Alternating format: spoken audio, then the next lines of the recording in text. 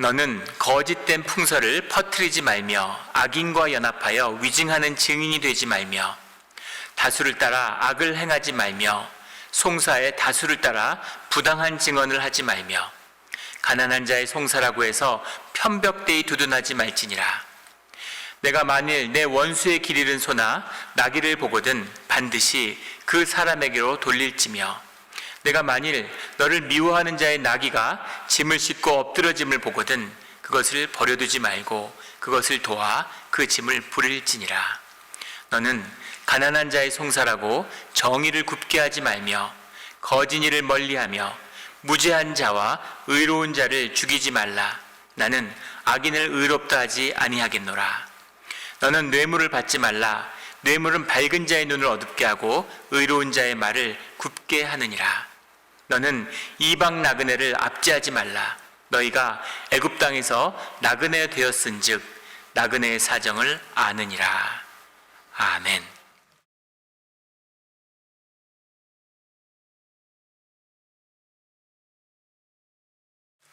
오늘 본문의 말씀은, 주님이 주시는 말씀은 공평과 정의에 대한 말씀입니다. 공평하다고 하는 건 무엇일까요? 정의라는 것은 무엇입니까? 정의란 무엇인가? 오늘 말씀을 통해서 주님의 정의를 만나는 우리 모두가 되기를 주의 이름으로 축원합니다. 사람들이 살아가는 사회는 어디나 공평과 정의의 원칙이 있죠. 그것이 없이 사람들이 함께 살아갈 수 없습니다. 동서고금을 막론하고 어디나 공평의 원칙, 사람들이 합의할 수 있는 그 사회를 운영해가는 원리가 있습니다. 그렇다면 주님의 뜻을 받는, 주님을 믿는 그 믿음의 공동체, 신앙의 공동체는 어떤 원리, 어떤 공평의 원리에 따라 살아가야 되는가 하는 것에 대한 말씀이죠. 그런데 오늘 본문의 말씀을 읽어보면 말씀이 정말 이상해요. 세상 사람들은, 성경을 모르는 사람들은 이렇게 이야기합니다. 종교는 결국 다 좋은 얘기잖아. 종교는 다 좋은 일을 하고 선하게 살라는 이 말씀이잖아. 이렇게 이야기를 하지만 성경을 읽어보면 당황하게 되는 것은 전혀 성경은 그런 말씀이 아니라는 것이죠. 선하고 바르게 살라는 것이 아니라 너는 절대 선하고 바르게 살 수 없다고 말씀하고 있는 겁니다. 그래서 살아가는 원칙에 대한 말씀, 우리가 지켜야 되는 말씀이고 공평에 관한 규칙처럼 들리지만 유심히 읽어보면 그 말씀이 전혀 그런 말씀이 아니라는 것을 알게 되죠. 오늘 말씀의 본문을 한번 볼까요? 보면 2절에 보면 다수를 따라 행하지 말며 다수를 따라 부당한 증언을 하지 말라 이렇게 말씀하고 있습니다. 1절에 보면 거짓된 풍설을 퍼뜨리지 말라, 거짓을 쫓지 말라, 그리고 다수를 따르지 말라. 사회의 구성 원리를 유지한다고 하는 것은 사회의 다수의 원칙, 다수결의 원칙이잖아요. 정의의 원칙의 기초가 그 사회의 다수의 의회를 쫓아가는 것이에요. 그런데 주님은 분명히 다수를 따라가면 안 된다라고 말씀하시죠. 100%가 될 수 없는 것, 온전함이 될 수 없는 것이 인간의 진실입니다. 근데 주님은 거짓과 연합하지 말라고 말씀하는 거죠. 그러면 어떻게 우리가 육신을 입고 살아가는 이 사회가 어떻게 거짓 없는 사회가 될 수 있을까? 이런 생각이 드는 겁니다. 4절, 5절에 사회의 윤리적인 측면을 이야기한다면 더 이상하죠. 소나 나귀를 보거든 그 사람에게로, 잃어버린 소를 보면 그 사람에게로 반드시 돌려줘라. 잃어버린 소를 봤는데 돌려주지 않는 사람이 누가 있겠어요? 돌려주는 것이 마땅하죠. 그런데 앞에 나와 있는 내 원수의 길 잃은 소, 이게 문제인 거죠. 원수의 소가 길을 잃고 헤매고 있어요. 소가 큰 재산인데 보면서 겉으로는 좋아하지 않아도 속으로는 아 참 쌤통이다, 아 꽃이다, 그렇게 악하더니만 저렇게 됐구나, 이런 마음이 우리 안에 있지 않겠습니까? 그런데 원수의 길 잃은 소를 돌려주라 이렇게 말씀하시는 거죠. 5절에는 너를 미워하는 자의 나귀가 짐을 싣고 엎으러져 있거든. 나귀가 짐이 너무 무거워서 땅에 엎으러져 있으면 그 짐을 풀어주지 않을 사람이 누가 있겠어요? 근데 문제는 너를 미워하는 자의 나귀죠. 나를 미워하고 나에게 못되게 하는 자의 나귀의 짐을, 그 나귀까지 우리가 긍휼히 여겨야 할 뜻이 도대체 무엇인가 하는 거죠. 볼수록 알 수 없는 주님의 뜻입니다. 7절에 가면 나는 악인을 의롭다 하지 않겠노라. 세상에 악인을 의롭다 하는 사람이 누가 있겠습니까? 악인은 악인이죠. 그리고 8절에 가면 뇌물을 받지 말라 하고 하셨는데, 뇌물을 받은 자는 눈을 어둡게 하고 의로운 자의 말을 굽게 하느니라. 너희가 뇌물을 받으면 눈이 어두워진다는 게 무슨 말입니까? 영이 어두워진다는 얘기죠.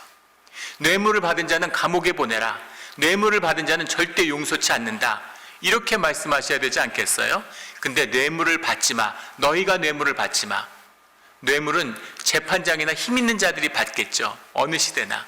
그런데 뇌물을 받으면 너희의 눈이 어두워져, 너희의 영이 어두워져, 이런 말씀이죠. 9절에 가면 너희가 이방 나그네를 압제하지 말아라. 그런데 그 이유가 너희의 은혜를 잊어서는 안 되기 때문이다 라고 말씀하고 계시는 거예요.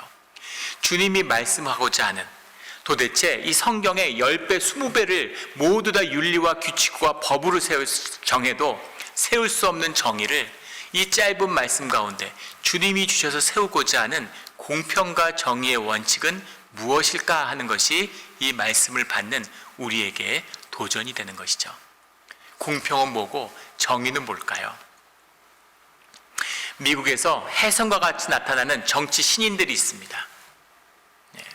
무슨 스포츠 스타일 수도 있고, 예전에 한 국무장관이 사람들에게 각광을 받고 대통령 후보로 급부상하는 거예요.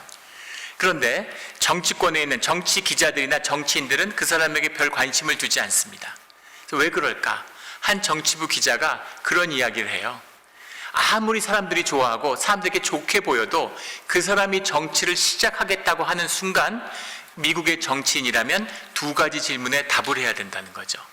하나는 낙태를 찬성하는지 반대하는지, 낙태를 찬성하느냐 반대하느냐 이 질문, 마약을 합법할 것이냐 불법할 것이냐 하는 이 질문, 이 질문, 동성애를 합법하는 게 옳으냐 규제하는 게 맞느냐 하는 이런 질문들, 그런 질문들을 두세 개만 받으면 국민의 절반이 적으로 변하고, 그 다음 순간부터는 자신을 지지하는 절반과 미워하는 절반이 진흙탕에 서로 물어뜯는 그런 난투에 가까운 그런 미움과 증오의 싸움을 벌이게 된다는 거죠.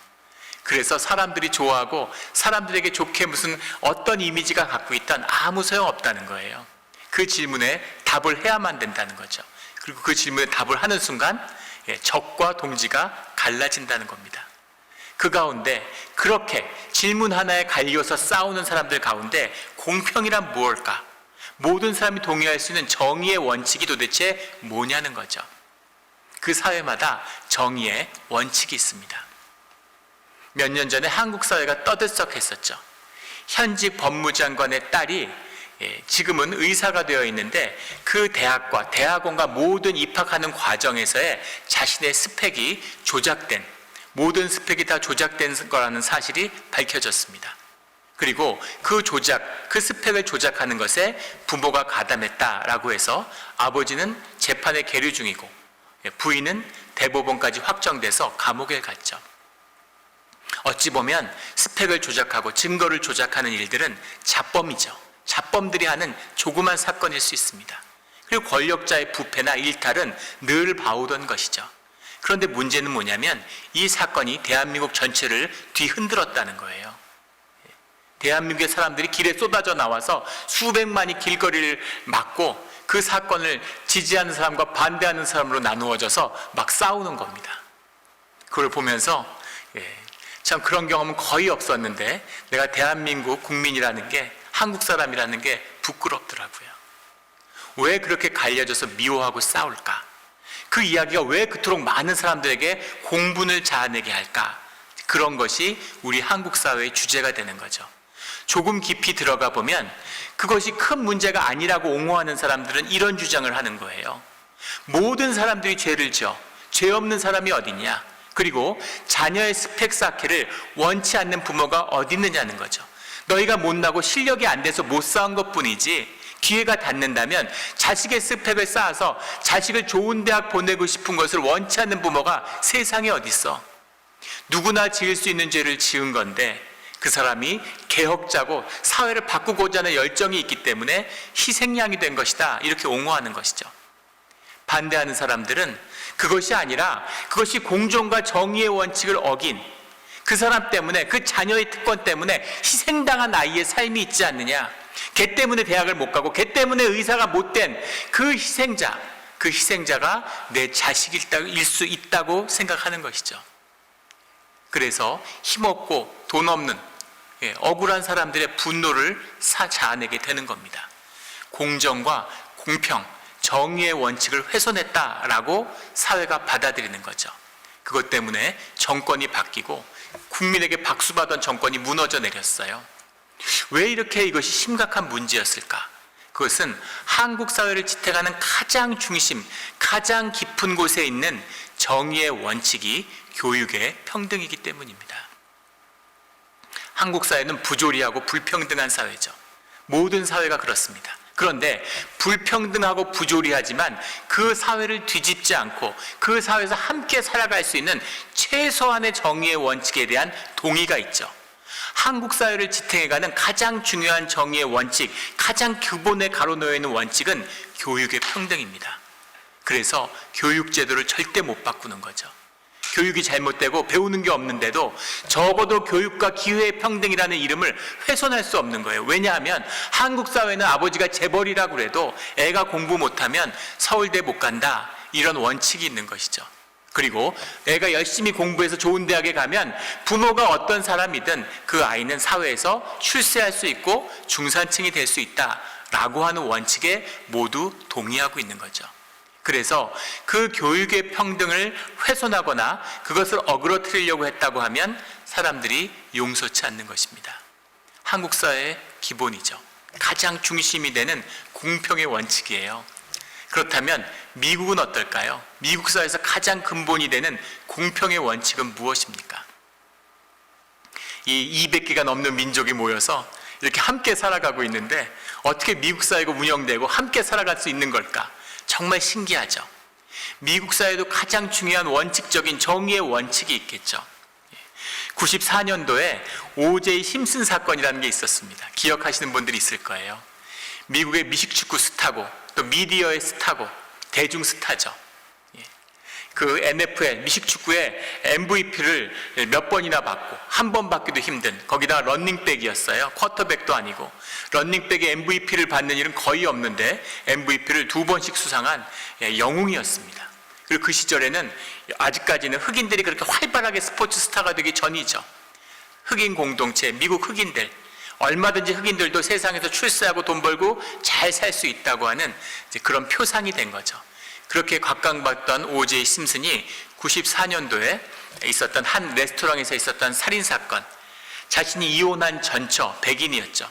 그 백인처와 식당 종업원이 총에 맞은 변사체로 발견됩니다.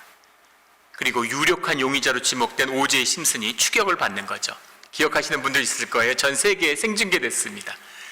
포드 브론코를 타고 LA 시내를 질주하고 수많은 경찰차와 헬기들이 뒤쫓는, 근데 카메라가 헬기에서 쫙 비춰주는데 권총을 자기 머리에 대고 운전을 하고 있어요. 몸에는 피투성입니다. 그래서 누가 봐도 O.J. 심슨이 죽인 게 분명하죠.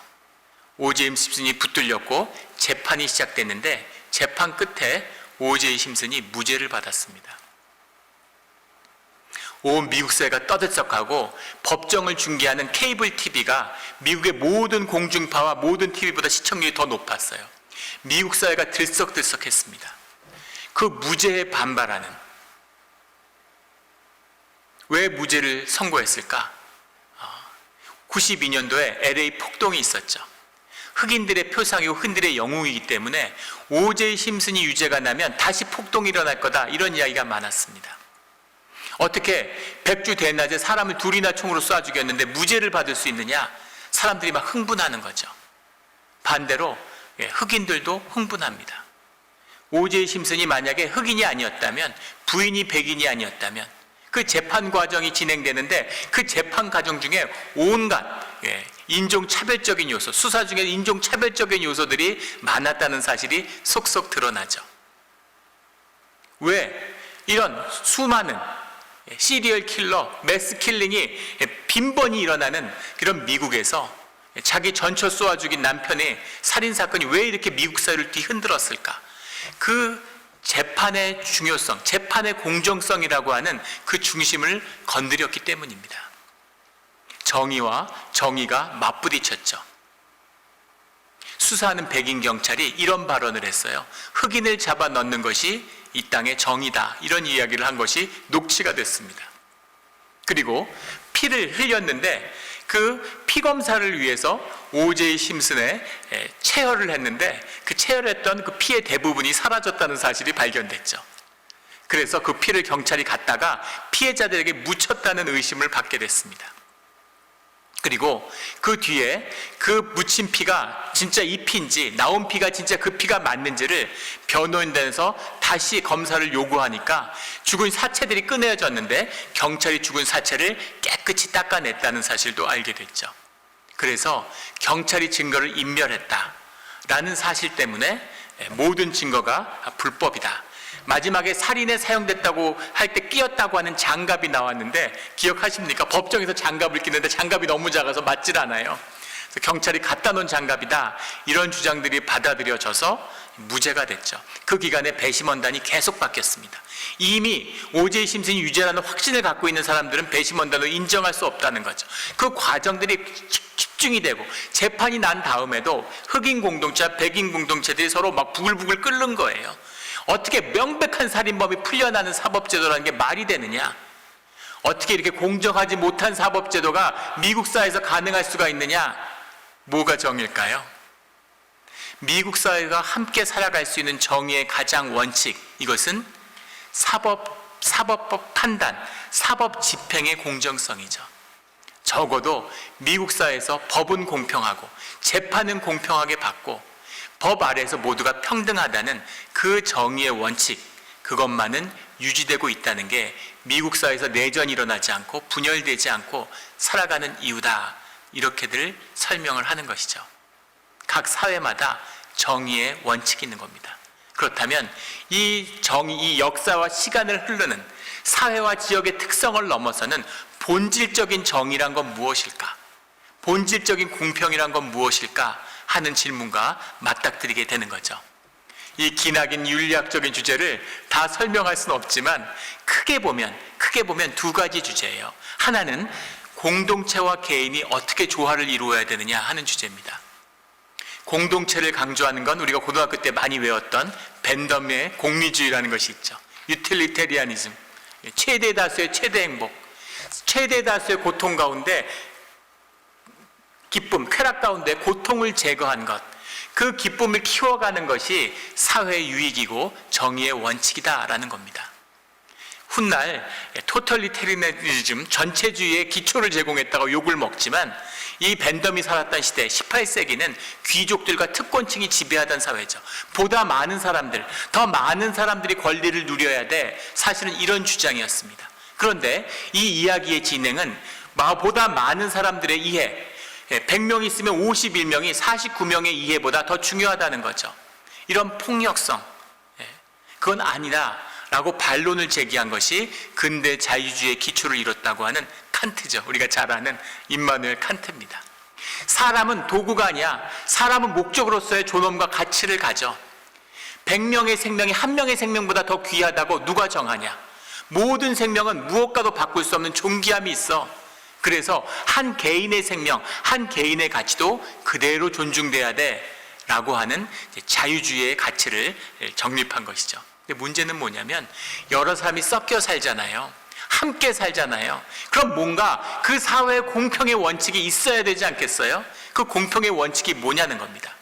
그런데 어떻게 공동체의 가치를 강조하다 보면 개인이 희생되는 것 같고 개인을 강조하면 공동체의 가치가 훼손되는 것 같은데 이 두 개가 공존할 수 있는 그 원리는 없겠는가에 대한 고민에 대한 답이 우리가 철학가의 대학에 입학해서 첫 학기에 윤리학을 들으면 만나게 되는 이름 롤스라는 사람이죠.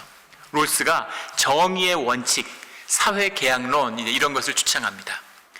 Veil of Ignorance라고 하는 무지의 장막 이렇게 해석을 하는데 모든 사람이 자신의 처해질 조건에 대한 그 조건에서 떠나서 내가 부자면 당연히 세금 적은 원칙을 주장하지 않겠어요? 내가 가난한 사람이면 복지의 원칙을 강조하겠죠. 그런 조건 이전에 전 단계에서 서로 합의된 사회적 계약으로서의 기회가 균등하고 평등한 자유가 있고 그 다음에 그 분배 차등의 원칙을 받아들인다면, 그렇다면 평등과 자유가 함께할 수 있다. 이것을 롤스의 자유의 원칙이라고 부릅니다. 사람들이 같이 살지만 평등하고 자유롭게 살 수 있어. 서로 합의만 하면. 근데 그 합의가 어떻게 가능할 수 있을까요? 그 합의를 비판하는 것이 또한 유명한 윤리학에 나오는 노직이라는 사람이죠. 그건 다 폭력과 그런 전체주의의 또 다른 거짓말일 뿐이야. 자유지상주의, 리버럴테리아니즘이라고 불리는. 오직 원칙은 하나야. 남의 자유를 훼손하지 않는 한 그 모든 사람의 자유는 극대로 있는 끝까지 보장되어야 돼. 그걸 침해하는 모든 것은 폭력일 뿐이야. 무슨 평등의 원칙이 있니? 세금이라는 건 결국 국가가 개인의 돈을 뺏어가는 거야. 폭력이야. 그것을 절제할 수만 있다면, 그것을 없앨 수만 있다면 없는 것이, 없애고 살아갈 수 있다면 그게 최선이야. 경찰 없이 살아갈 수 있다면 세금을 없애는 게 맞지. 이런 주장을 하는 것이죠. 어떤 게 공평이고 어떤 게 정의 같습니까? 얼마 전에 한국 사회에 정의란 무엇인가라는 책이 나왔죠. 하버드대 교수인 그 마이클 샌델이라는 사람이 쓴 저스티스라는 책인데, 미국에서도 아무 관심을 못 받았는데 한국에서 밀리언셀러가 됐습니다. 책이 2,000권만 팔려도 베스트셀러라고 하는 세상에서 100만 권이 넘는 책이 팔렸어요. 한국은 왜 그럴까요? 정의의 민족, 주저하게 나라 조선의 후예답게 의의에 관심이 많은 거죠.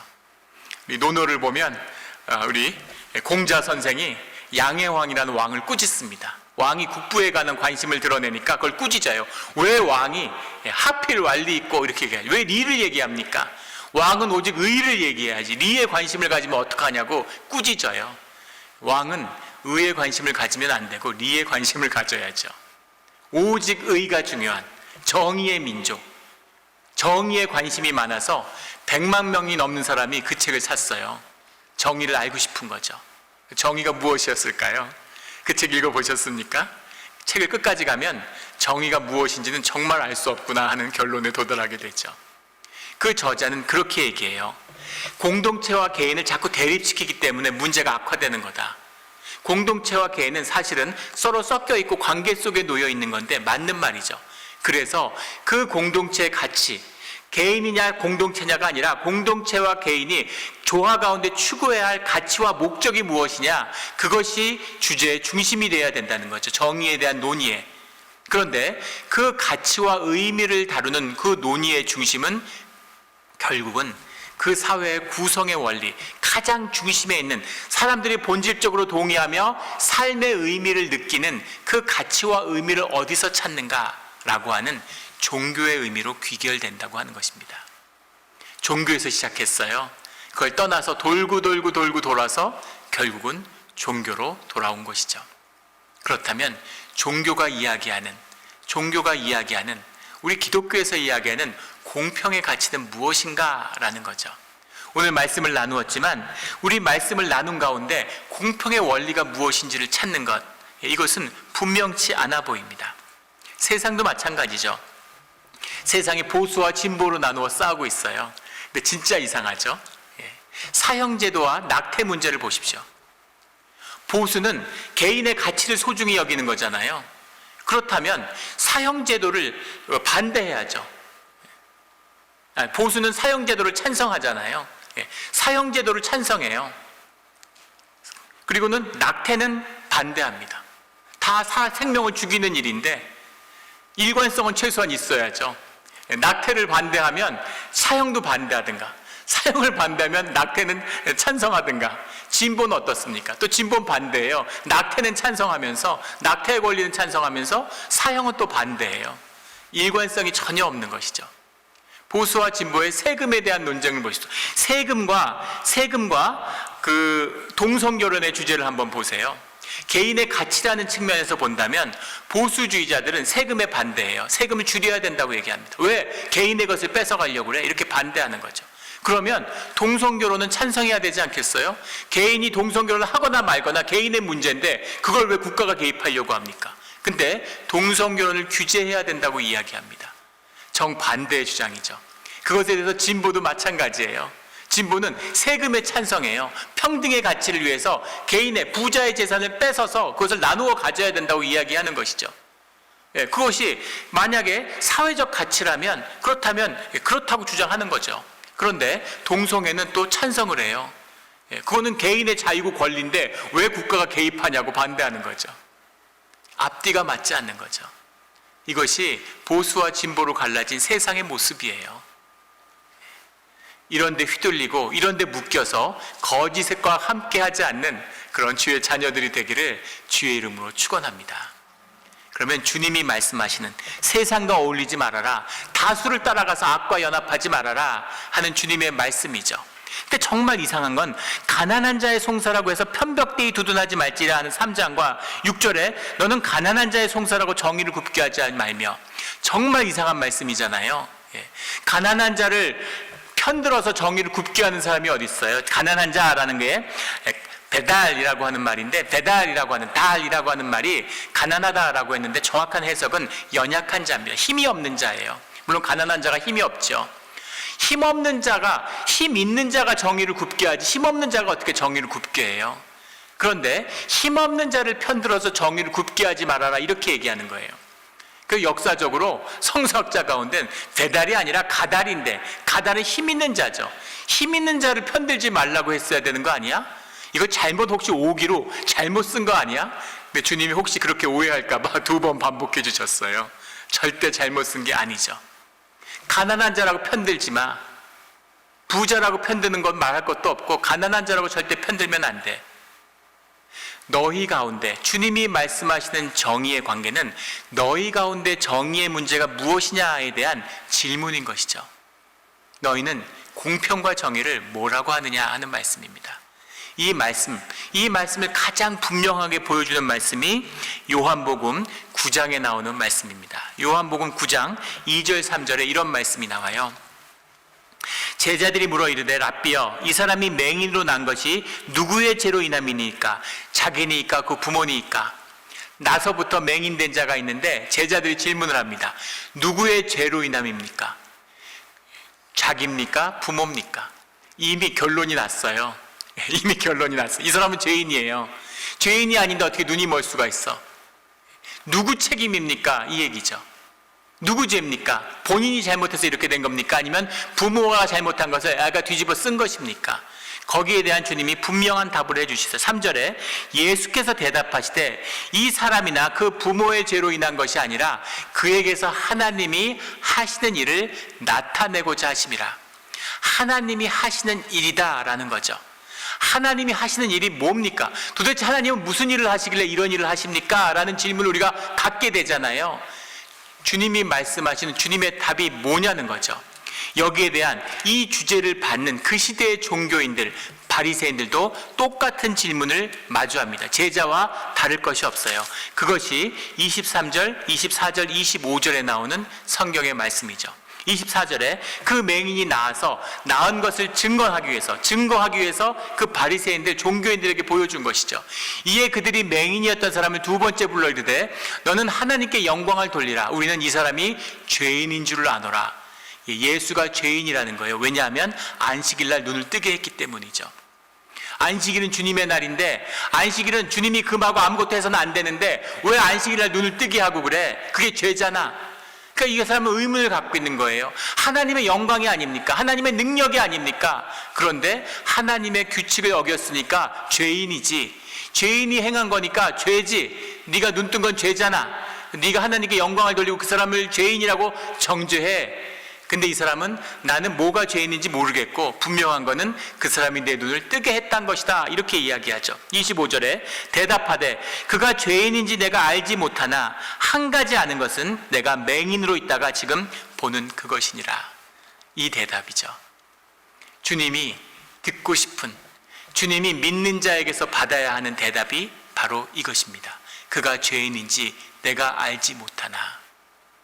정의가 무엇인지는 무슨 말이에요? 무엇이 죄인지를 밝히는 것이죠. 주님은 말씀하고 계세요. 너희들이 누가 죄인인지 너희들이 알려고 할 필요 없어. 너희들이 죄를 정죄하고 죄의 문제가 무엇인지를 해결하려고 할 필요 없어. 너희들이 죄를 안 짓고 죄인이 안 되려고 열심히 살아가겠지만 너희는 결국 죄를 짓고 너희 모두는 죄인이야. 남의 죄에 관심 갖지 마라. 남을 정죄하지 마라. 남을 심판할 필요가 없어. 죄가 아니라 중요한 것은 네 삶이다. 네 삶의 진실, 네 삶의 실제가 무엇인지, 네가 애굽에서 나그네 되었을 때 받았던 그 은혜를 기억하고 그 은혜를 붙들고 주님의 뜻을 구하는 것이 바로 너희가 살아가는 정의의 길이다라는 거죠. 공의와 정의는 주께 속한 것이라는 겁니다. 정의와 공의는 주님의 것이에요. 우리의 것이 아니죠. 너희가 종교의 이름으로 하나님의 의를 도둑질하지 마라. 너희가 세상의 의로 공중 권세 잡은 대적의 무리의 졸개가 돼서는 안 돼. 그렇다면 주님이 질문하시는 이 질문의 뜻은 무엇이겠어요? 오늘 말씀해 주시는 이 공평의 법리는 무엇이겠습니까? 이 성경의 말씀은 이 세상을 향한 그 부조리함에 대한, 세상의 현상에 대한 균열을 의미하는 거죠. 힘 있는 자를 편들지 말라고 세상은 얘기하는데 너희는 힘 없는 자도 편들지 마. 누구 편도 들지 마. 너희가 편든다고 해서 정의가 바로 세워지지 않아. 너희는 그 균열과 그 틈을 이용해서 만나야 할 것은 무엇이냐면 감추어진 본질과 진실의 것이라는 거죠. 주님과 함께하며 주님의 정의의 원칙을 살아가는 것, 그것은 너희 삶의 문제지 너희의 머리와 이해와 무슨 독트린이나 관념의 문제가 아니야, 이 말씀인 겁니다. 그래서 중요한 것은 깨어있는 영이죠. 너희가 뇌물을 받으면 너희 영이 어두워져. 너희 영이 어두워지면 세상의 진실을 보지 못해. 그러면 현상을 살게 되는 거다. 현상을 사는 너희의 모든 지혜와 노력이 결국은 죄와 악으로 귀결돼.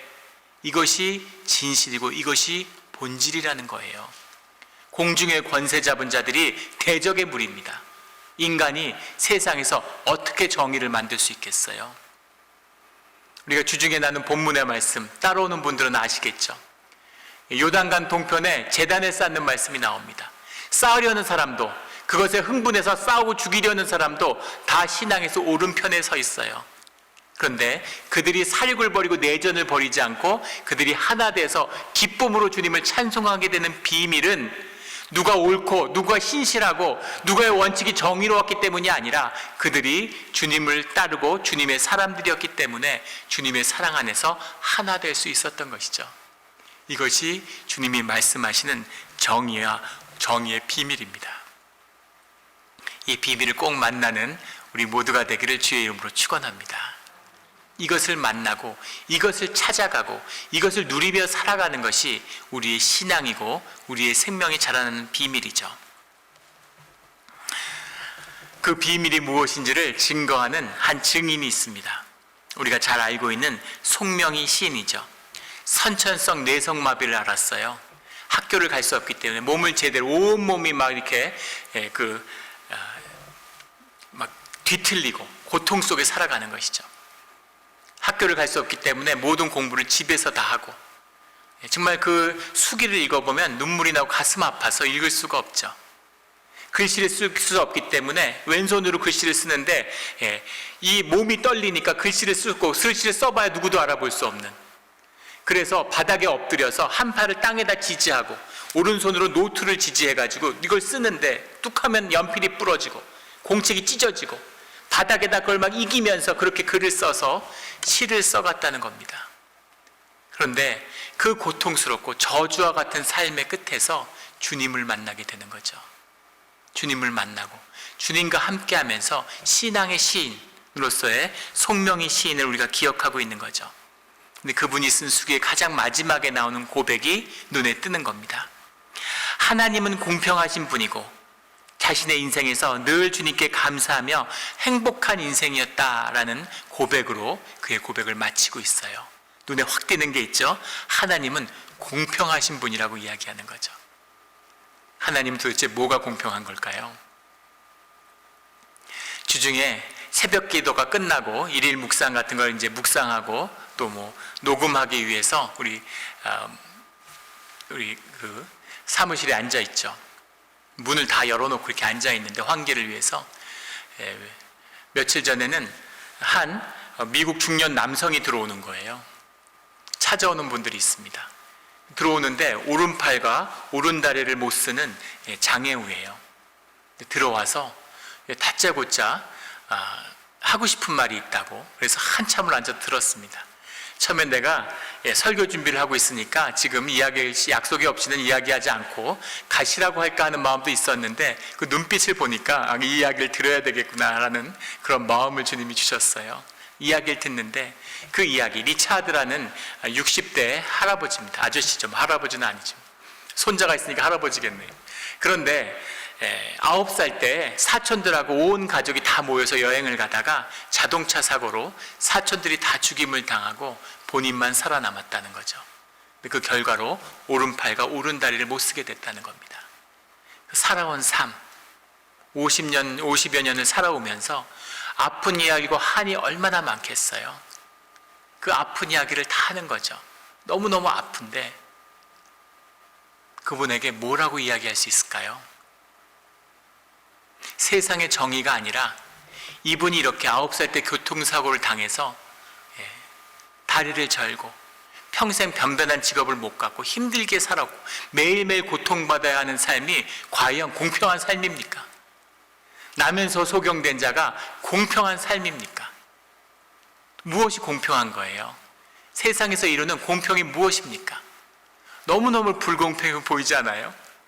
주님은 공평한 하나님이시다라는 그 고백의 비밀이 무엇이냐는 거죠. 이것이 공평의 진실과 만나는 우리 삶의 진실이에요. 삶의 실제입니다. 주님을 만나야지만이, 주님의 말씀과 만나야지만이 풀어지는 내 삶의 공평의 문제죠. 이 답을 주님은 말씀으로 주고 계십니다.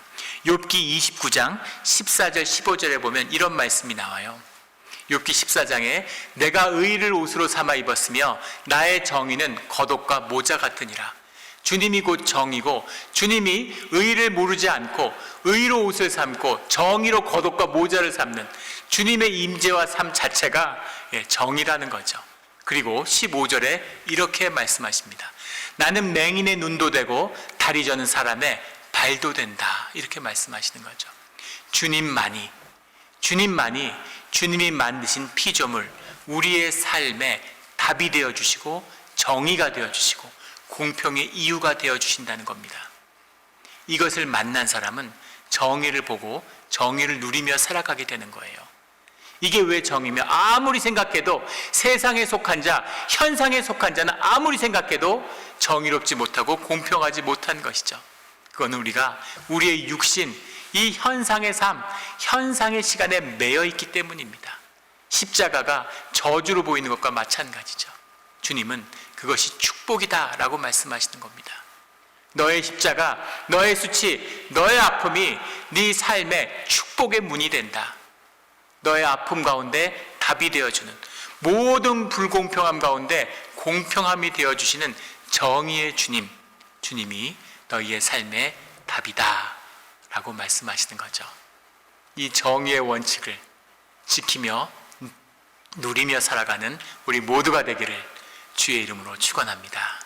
아멘. 함께 기도드리겠습니다. 하나님 아버지, 감사합니다. 우리가 늘 좀 억울하고 또 세상을 보면서 분노하면서 의로움을 느꼈습니다.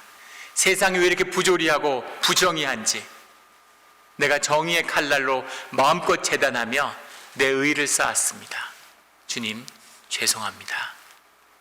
주님, 오직 정의는, 오직 의로움은, 오직 공평함은 주께만 있사오니 나는 누가 죄인인지 알지 못하나 내 눈을 뜨게 하신 것이 주님임을 고백하는 삶과 생명의 고백을 드리는 주의 자녀가 되게 하여 주시옵소서. 감사드리며 예수 그리스도의 이름으로 기도드렸습니다. 아멘.